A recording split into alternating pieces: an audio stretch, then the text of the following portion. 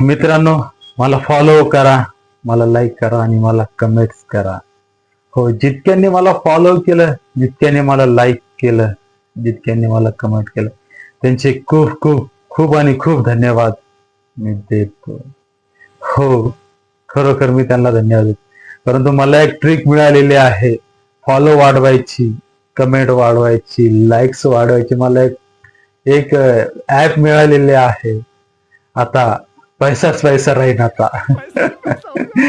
मित्रांनो, तुम्हाला मित्र फ्रेंडशिप डेच्या खूप खूप आणि खूप खूप शुभेच्छा देतो मी.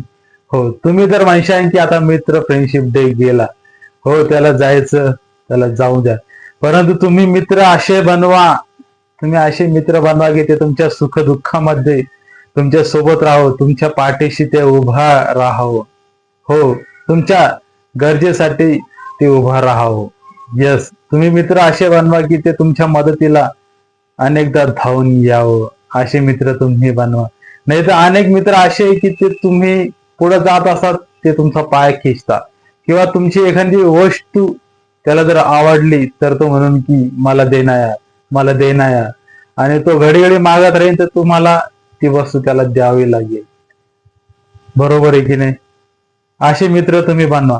माझा एक मित्र दीपक कमलाकर सोनटक्के, मी त्याच्या समोर एक मोबाईलचा शोध घेत होतो की मला हा मोबाईल पाहिजे, हा मोबाईल पाहिजे. त्याचं टक्कुर फिरलं आणि त्याने मला तो मोबाईल घेऊन दिला. तुम्ही असे मित्र बनवा की ते तुम्हाला मदतीला येईल आणि तुमच्या गरजा तो पूर्ण करा. तुम्हाला काय पाहिजे, तुम्हाला कुठल्या गोष्टीची गरज आहे, तुम्हाला काय शोधत आहे, तुम्ही तुम्ही फक्त मला एकदा सांगा तुम्हाला काय पाहिजे. तुम्हाला तो देईल. तो माझा मित्र देईल. तो आहे येशू. तो तुम्हाला सर्व काही देईल. त्याला मागण्यासाठी फक्त सोपं आहे. त्याला फक्त नाव घेऊन मागा की मला येशू, मला गाडी पाहिजे, येशू मला घर पाहिजे, येशू मला जॉब पाहिजे, येशू मला लग्नासाठी मुलगी पाहिजे. असं तुम्ही त्याला मागितलं तर तो तुम्हाला देईल.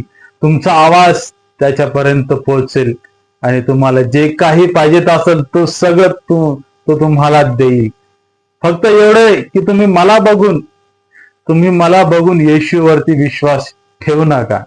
तुम्ही स्वतःच त्याच्यावरती विश्वास ठेवा. किंवा जर मी चुकलो, माझ्याकडून चुकी झाली, तर तुम्ही येशूला शिव्या देशाल. तुम्ही डायरेक्ट येशूवरतीच विश्वास ठेवा आणि त्याचं काम पाहून तो विश्वास ठेवा. हो, नाही तर अनेकदा असं होतं की तुम्ही त्याच्यावर विश्वास ठेवायला जातात, परंतु येशूचा दुश्मन तुमच्या जवळ येऊन काही ना काही त्याच्या विरुद्ध बोलतो. त्याच्या विरुद्ध तो तुम्हाला बोलत आणि तुम्हाला मागे खेचण्याचा प्रयत्न तो करत. परंतु मी सांगू इच्छितो की तोच आहे मार्ग, सत्य आणि जीवन. हो, तुम्ही त्याचा धावा तुम्ही करा. त्याचा धावा तुम्ही करा. येशूचा तुम्ही धावा करा. तो सत्य आहे आणि मार्ग आणि जीवन तोच आहे. Thank you.